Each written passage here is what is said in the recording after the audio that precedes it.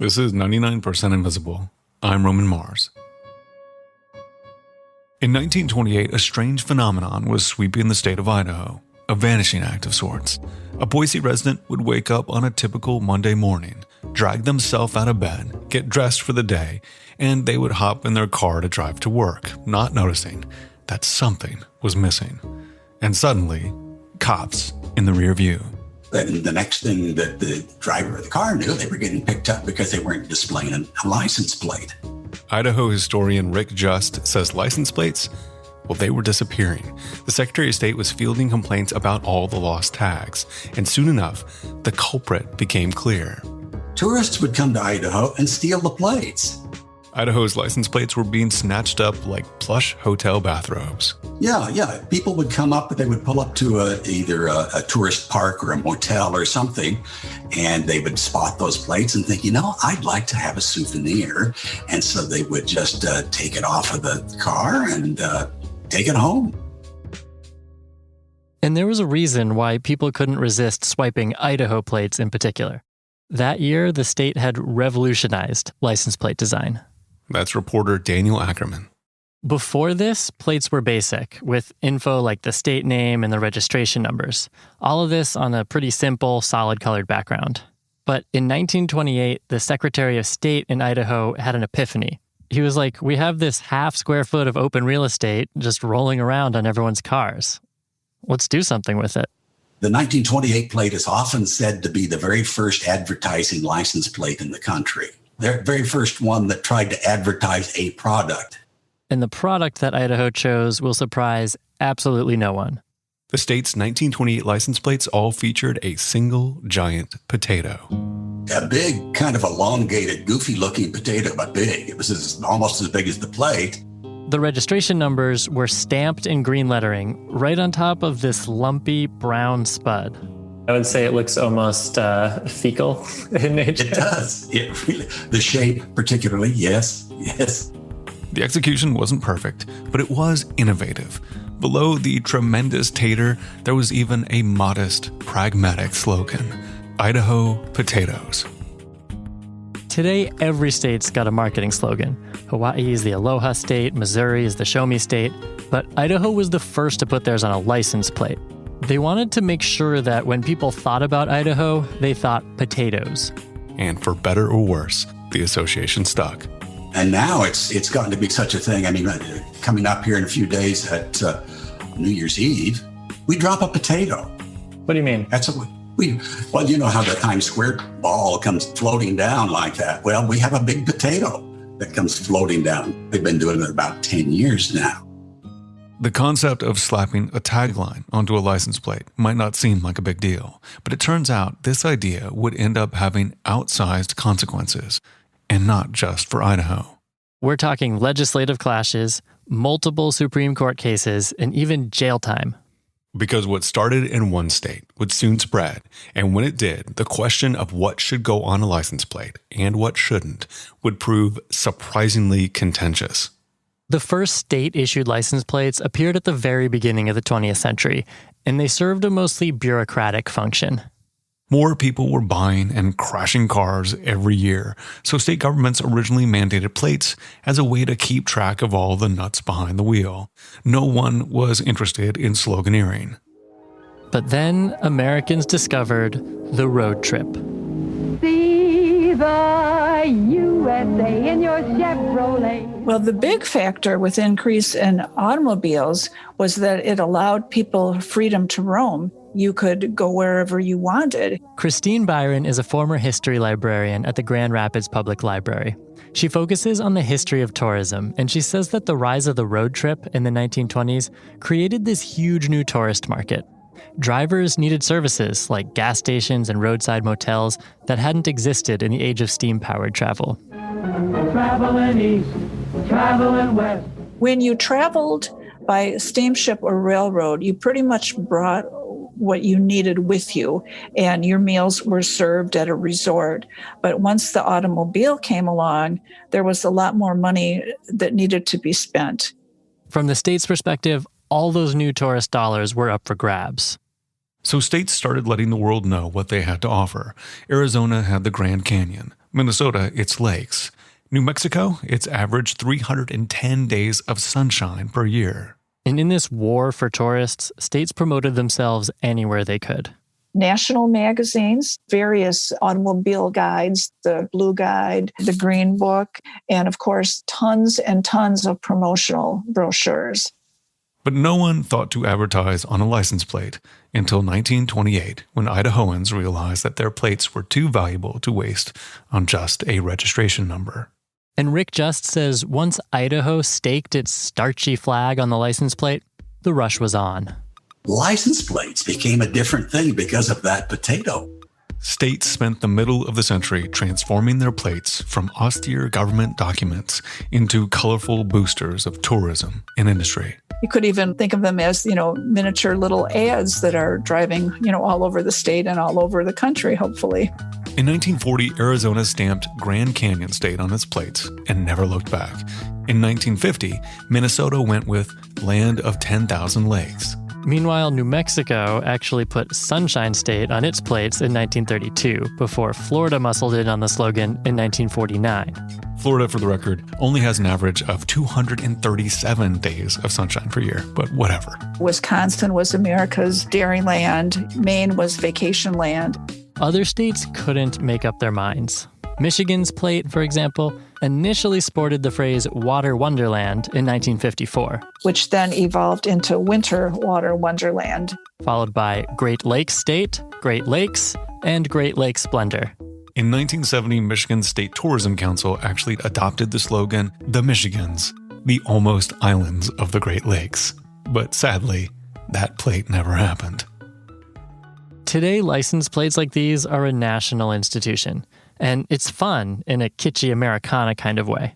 Each state is earnestly trying to put its best foot forward. So what could possibly be wrong here? It turns out quite a bit. Because as fun as some of these plates might have been, at half a square foot, a license plate is a small canvas. And when you have to pick one symbol to represent an entire state, you are not going to please everyone. And this has caused trouble from the get-go.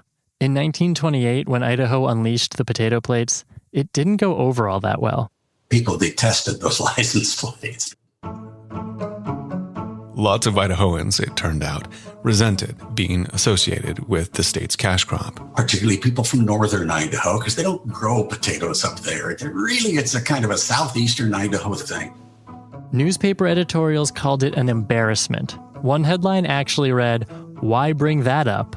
And probably it's a good thing that they just dropped the idea entirely and went back to numbers in 1929.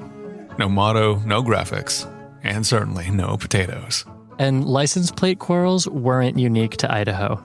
Florida had to dump one of its plate designs after residents complained that the grapefruit with a stem attached looked more like a bomb.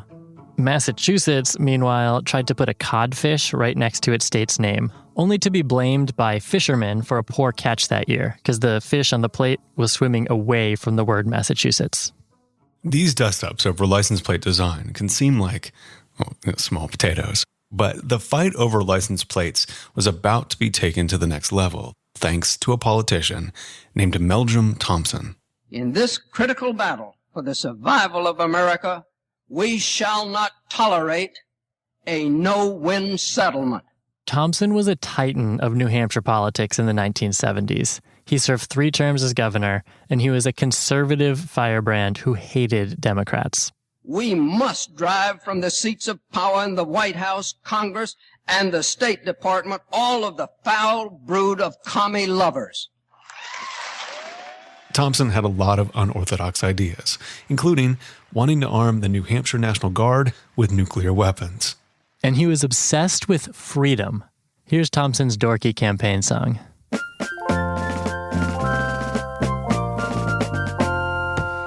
free or die, don't let the freedom pass you by. Stand up proud and strong and lead this country on. Live free or die, of course, is New Hampshire's fiery state motto. It was coined by a Revolutionary War vet. And Thompson loved it so much that before he became governor, he worked with allies in the state legislature to get it slapped on every car in the state. And I don't know of any more prominent place to carry a message than right on the license plate. That's the best billboard of all. In 1971, the slogan on the state's license plate changed from Scenic New Hampshire to Live Free or Die. Live free or die. Don't let the freedom pass you by. Stand up. But not everyone embraced the state's message. That's ridiculous. At 88 years old, George Maynard still gets heated about the New Hampshire license plate. And for good reason. It changed the course of his life.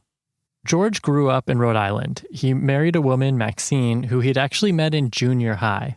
They settled into a pretty typical family life. They had kids. George got a job as a newspaper printer. And then something happened, like really abruptly.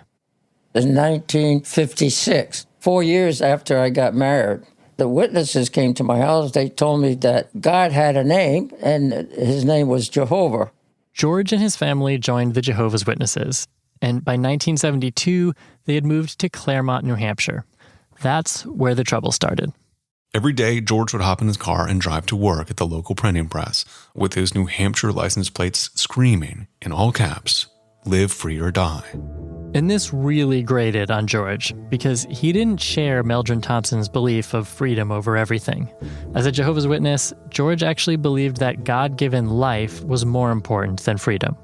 Oh, that's right, definitely. And the real existence of life is very precious. Life is a gift, and we appreciate it very much. George didn't want the government telling him what to die for. So then one day I decided, if it's offensive, why should be forced to support something that's offensive? So I covered it up with red tape. And when he erased the state motto, George marched to the front lines of the license plate wars. Covering up the slogan was a violation of state law, but a few weeks went by and not much happened. Until one day, George and Maxine were shopping. They left the store, they got to their car in the parking lot, and they saw a police officer writing them a ticket. George told me he'd been expecting this for a while. He didn't actually feel scared or surprised. Well, I was happy. You were happy? Yeah, because I was expressing my belief, my rejection of something. George refused to pay the $25 ticket. And of course, I kept the tape on. I did it again. The tickets piled up until his consistent refusal to pay landed him in court. And the judge put him away for 15 days. And so if you don't want to live free or die, you go to jail in New Hampshire. 2 weeks may not seem like hard time, but the sentence had a huge impact on George's life. When he didn't show up for work, he got fired. And he was embarrassed that his kids had to see him hauled away. Things were tough for the Maynards. But George still wasn't done fighting. With the help of the American Civil Liberties Union, he filed suit in New Hampshire, claiming the state's law prohibiting the altering of license plates was unconstitutional. And the state court agreed. But Meldrum Live Free or Die Thompson had become governor by then. And Thompson was not inclined to extend George the freedom to cover up his beloved motto. So Thompson appealed the case. We'll hear arguments next in all the way to the U.S. Supreme Court. 75-14-53, Woolley against Maynard. The license plates collided with the First Amendment before the High Court in November of 1976. During oral arguments, George Maynard's lawyer claimed that in covering up Live Free or Die, George was just exercising his freedom of expression. License plates are displayed on people's private vehicles. He argued the government can't just hijack that space and force people to express a certain viewpoint. And it's our position that the state lacks the power to require its citizens to bear this sort of motto. I think that if the court were to uphold this sort of thing, then the state could require all citizens to wear a pin or an armband, or they could require you to have a plaque on your door next to your address saying "Live Free or Die." New Hampshire countered with, what's the big deal? Just because it's on the license plate doesn't mean every driver believes in it. And sometimes it seemed like the court was buying it, like Justice Thurgood Marshall. The first time I noticed the motto was after this case was filed. I had never paid any attention to it. I noticed New Hampshire license. I said, well, there's somebody from New Hampshire. But I didn't live or die about it. Well, most people in New Hampshire don't either. They accept it as the fact that So what was it? Was a license plate a declaration of the state's ideology, or just a thing that says nothing at all, since everybody had one? George couldn't make it to D.C. for the ruling. He actually found out the same way as everyone else. From CBS News headquarters in New York, this is the CBS Evening News with Walter Cronkite. The Supreme Court ruled today that drivers may not be compelled to... Cronkite came on the news and says that the Supreme Court ruled in our favor that you can tape over the state bottles. And so that was nice. The court, in effect, gave them permission to tape over the offensive words. I think the court got it right in the Maynard case. Caroline Mala Corbin is a First Amendment scholar at the University of Miami. She says the court's 6-3 decision hinged on a concept called compelled speech. The First Amendment protects both your right to speak, so it protects you against government censorship, but the free speech clause also protects your right not to speak. So it protects you against the government forcing you to say an ideological message that you disagree with. And that was what the problem was here. They were trying to force you to say something that you don't want to say and you don't want to live by. And George's homemade solution, that strip of red tape, it actually held up under the weight of the First Amendment. And so that's my way of expressing my free speech. At this point, it might seem like George Maynard's case solved the license plate problem. Today, if you live in, say, New Jersey and object to the notion that you live in the Garden State, well, you can cover that sucker up. Your car is not a government billboard on wheels. But it turns out the constitutional battle over license plates is not over, because after all that was settled, a new problem showed up. Specialty plates. You've seen these. Unlike vanity plates where drivers choose their own numbers and letters, specialty plates sport alternate designs with their own logos and slogans. They're usually put out in collaboration with the government by a non-governmental organization. When drivers choose a specialty plate, they pay a little extra, and those proceeds get split between their chosen group and the State Department of Motor Vehicles. So, for example, in my family, we have a Save the Manatees license plate. That's a specialty license plate that the state of Florida offers that we paid extra money to purchase. Why did you choose the manatee plate? What a ridiculous questions. We want to save the manatee, naturally. Specialty plates are easy money.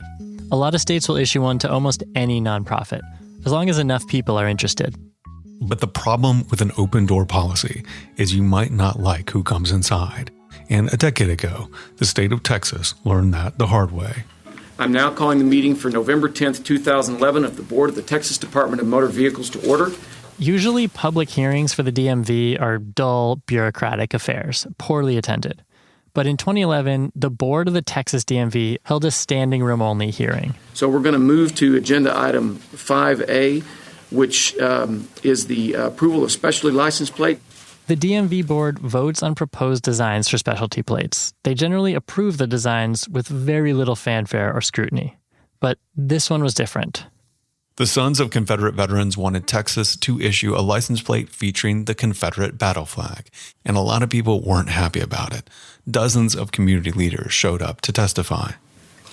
Good morning. Thank you very much for letting me come. That voice you're hearing is Senfronia Thompson. She's a Texas State House representative and a black woman born in 1939.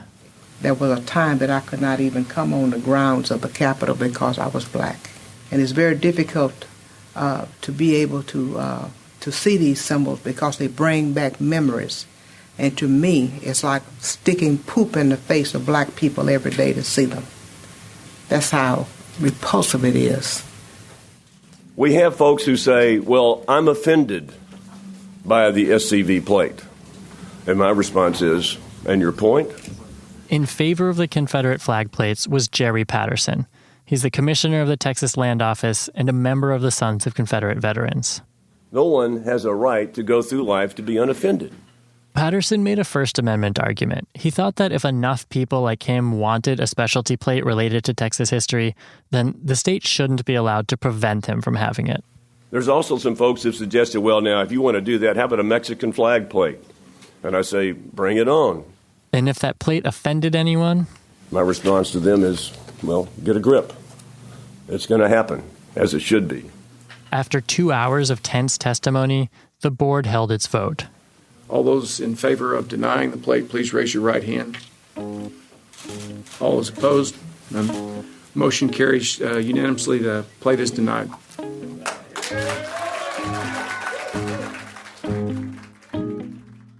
There would not be a Texas license plate featuring a Confederate flag. But then the Sons of Confederate Veterans sued, arguing that the state had violated their free speech rights by targeting speech that they did not like.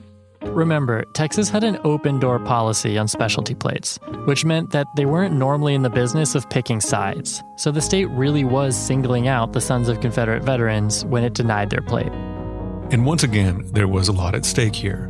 George Maynard's Live Free or Die case had established that you could reject the state's messaging if it didn't suit you. But was it okay for the state to reject your message on a state-issued license plate?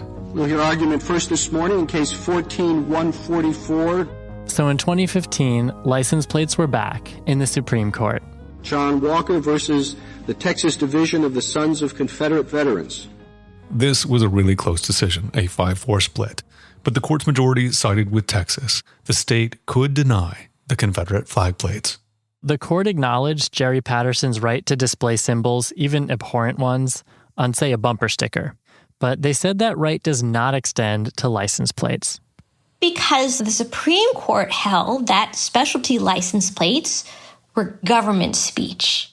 And the government's right to speak is also protected. Justice Stephen Breyer, in his opinion, actually pointed to a kind of legal symmetry with the Live Free or Die case. Just like a state can't force an individual to display a message, so the Sons of Confederate Veterans cannot force Texas to convey on its license plates a message with which the state does not agree. Ultimately, the Supreme Court's decision in George Maynard's case didn't resolve all the issues around license plates, and neither will the Texas decision. Caroline Mala-Corbin thinks license plates will always be a contested space, a government-issued document displayed on a private vehicle. It's as if a license plate is a kind of bullhorn, only instead of taking turns speaking, you have both the government and private individuals shouting into the bullhorn. The problem is they're both speaking. And perhaps that's why this little hunk of metal has so often become an ideological battleground.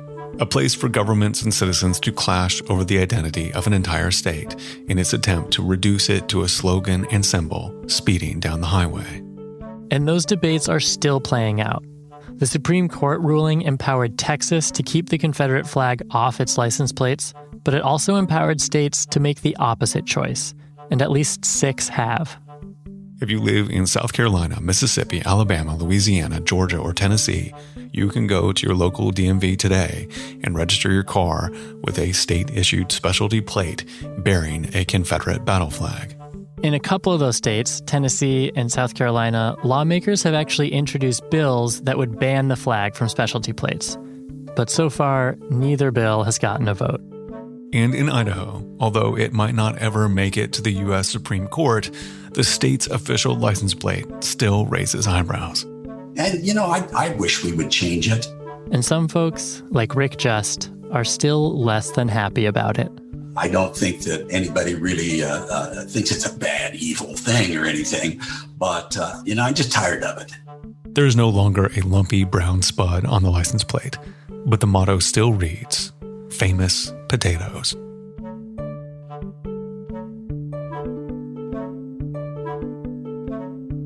When we come back, reporter Daniel Ackerman takes us into the subculture of license plate collectors. You knew they existed. They do exist. Stay with us.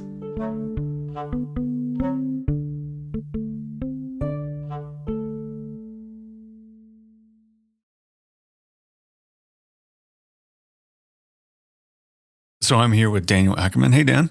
Hey, Roman. So I know you talked to some really passionate license plate collectors for this story that we ended up cutting out, but can you tell us more about them? Yeah, so amateur collectors are really the keepers of this history. There's not like a Smithsonian Museum of the American license plate or anything like that. It's just kind of like archived in the basements and attics around the country. Yeah, exactly. And one of those archivists is Stuart Berg. I recently visited Stuart here in Boston to check out his collection because he's been collecting since he was a kid in the 70s. And he said he inherited his first plates from his grandfather. My grandfather had a lot of really cool old cars, and there were 21 plates hanging in his garage. And at one point, I took them all down, and I actually have every one of those plates except one today. And the one that I got rid of, I'm dying to get back. So like every true collector, his collection is perpetually one item short. Yeah, although he has certainly made up for that missing plate in terms of volume, because at one point he told me his plate collection topped 100,000. Whoa! How do you even accumulate that many plates? Roman, I wanted to know that too, but Stuart was pretty reluctant to give up his sources. Oh, I see. But when it was at its height, his plate collection, it was so thorough that, you know, in the classic car world, someone who wanted an accurate vintage plate to go with their vintage car, they would just call up Stuart. And I wanted every year that if somebody said, hey, I need a 3-digit plate for my Buick from 1931, can you get me one? And I'd have it. So when I went to visit Stuart, we sat out on the pool deck near his condo because of COVID, and he rolled out this wagon with 2 huge plastic tubs completely packed with plates. Each one was in its own little protective sleeve. And he just started pulling out and showing me some of his favorites, starting with some of the earliest state-issued license plates, which were from the first decade of the 1900s. And so what were those like? They were really fancy. To me, they actually looked more like fine china than vehicle tags. And that's because they were literally made of porcelain. Well, that seems a little too fragile to go on a car. Like, how does that work? Yeah, well, he was actually pretty proud that he had some without any like chips or dings in them. But, you know, keep in mind at that time, only really rich people owned cars. Like they weren't even that reliable as a mode of transport, but they were definitely a status symbol. And the license plates kind of played along. They were this smooth cobalt blue with bold white numbering. And I can actually show you one if you'd like to see it. Yeah. Here's a 1909 number 5. Feel how heavy that is. Oh, yeah. It was registered to a James P. Stearns, 31 Pleasant Street in Brookline, Mass. for a 3-horsepower Pope Electric. A Pope Electric? What's a Pope Electric? It's an electric car. Oh, okay. Well, there you go. So, I mean, this is before combustion took over. They were still experimenting with all these different types of engines. That's how new the automobile was at the time. Oh, yeah. So I don't know if you caught that, but the license plate number was just 5, as in it was Massachusetts' 5th state license plate. That is remarkable. I mean, having, you know, license plate number 5 has got to confer some bragging rights in the license plate collection community. Right. It absolutely does. And at the time, it also conferred bragging rights to the owner. Like James P. Stearns, he was a bank president, so he was, you know, kind of high society at the time. Mm-hmm. And Stuart also had First Lady Frances Cleveland's license plate, married to President Grover Cleveland, and she was number 44. 44 is pretty good. But I take it that the era of fancy porcelain plates with low numbers didn't last all that long. No, and that's thanks mainly to Henry Ford and his Model T. Cars got way more affordable in the 19-teens, and in the first quarter of the century, the number of registered cars in the U.S. jumped from 8,000 to more than 18 million. So as early as 1916, Massachusetts was stamping their plates out of tin, which was way cheaper. So these mass-produced metal plates, they hit the scene, and that's when, you know, license plates, as we talk about in the story, basically become billboards. Right. They become this space where states can play around with graphics and slogans, and Stuart has thousands of examples. So during our interview, he was, you know, pulling out plate after plate after plate. Like I would try to ask him a question and he would, you know, throw off a one-word answer, but already be pulling out the next graphic plate to show me. This is a Golden Jubilee from the state of Washington from 1939. The 36 Wyoming was the first year of the bucking bronco. Mount Rushmore in 1952 was on the plate. It was the first year of the state-shaped plate in Tennessee. South Carolina in 1930, they're the iodine state. Did they like produce iodine? Yeah, here's the New York World's Fair. No real graphics, but it does have a lot of words on it. Wow. It's kind of fun to hear all the experimentation that was going on. Like the Tennessee plate was shaped like Tennessee. That's pretty cool. Yeah, he said that one was actually pretty tough to mount on people's cars. I bet. Yeah, but that experimentation really exploded in the 1970s when states started putting a reflective coating on the license plates. And that basically let them print really detailed graphics rather than having to emboss the shapes into the metal. So designs got really busy. And I think that is perhaps best exemplified by the plates that Illinois recently introduced just back in 2017. So let's pull that one up. Oh, yeah. Okay. So there's a lot going on here. Yeah. It has the light blue and red of the Chicago flag, which I like. That looks like the top of the State House, I'm assuming. And then a windmill. Yeah. Shout out to rural Illinois. Yeah, because right next to that is the Chicago skyline. And then, of course, at the very far left edge is half a face of Abraham Lincoln. Right, so there's not even enough room for him. He's split right down the nose. And it has Land of Lincoln, of course, which is their motto. What's kind of interesting about this is this is kind of the opposite of the Idaho potato problem that we talked about in the piece. I mean, this is not the whole state boiled down into one thing. This is the whole state boiled down into way too many things to put on a license plate. Right. And, it's not pretty because it's not like the canvas gets any bigger. It's still just this half a square foot and you're cramming ever more onto it. And so what do, people like Stuart, license plate collectors make of, this kind of graphical onslaught? What do they think of this as compared to the old plates? Yeah, I mean, most collectors I talked to expressed a preference for those older plates with the simple, sleek design. Mm-hmm. But a lot of them also just take the whole thing in stride because to guys like Stuart, the more the merrier, right? Do you think license plate design has gotten too busy and complicated? No, I don't. Here's a neat plate. This is one of my favorites. It's the Georgia Peach. What else do I have that I can show you? More graphics just means more plates. It just means more joy for Stuart. Absolutely, yes. Just more grist for the collector's mill. Here's a Texas Centennial plate from 1936. Here's New Mexico, 1940. Great graphics on these. Utah, Center Scenic America in 1942. Ohio in 1938. An early graphic plate from Rhode Island. 41 Hawaii. Here's an Oklahoma plate with an F in the middle.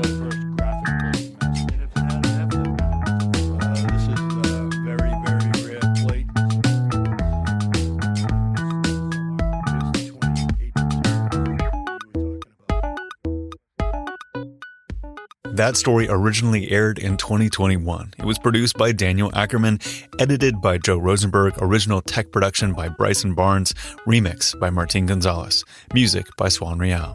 Special thanks this week to a whole bunch of additional people we interviewed for this story, including Virginia Scharf, Eugene Volokh, Peter Blodgett, Dan Smith, Thomas Wilson, and especially Tennessee State Representative G.A. Hardaway, who has been fighting to get the Confederate battle flag off the state's specialty plates. Kathy Tu is our executive producer. Kurt Kolstad is the digital director. Delaney Hall is our senior editor. The rest of the team includes Chris Berube, Jason DeLeon, Emmett Fitzgerald, Christopher Johnson, Vivian Leigh, Lashma Dawn, Kelly Prime, Jacob Medina Gleason, Talon and Rain Stradley, and me, Roman Mars. The 99% Invisible logo was created by Stephen Lawrence. We are part of the SiriusXM podcast family, now headquartered 6 blocks north in the Pandora building in beautiful Uptown Oakland, California. You can find us on all the usual social media sites, as well as our own Discord server. There's a link to that, as well as some pictures of very fun license plates, and of course, every past episode of 99PI at 99pi.org.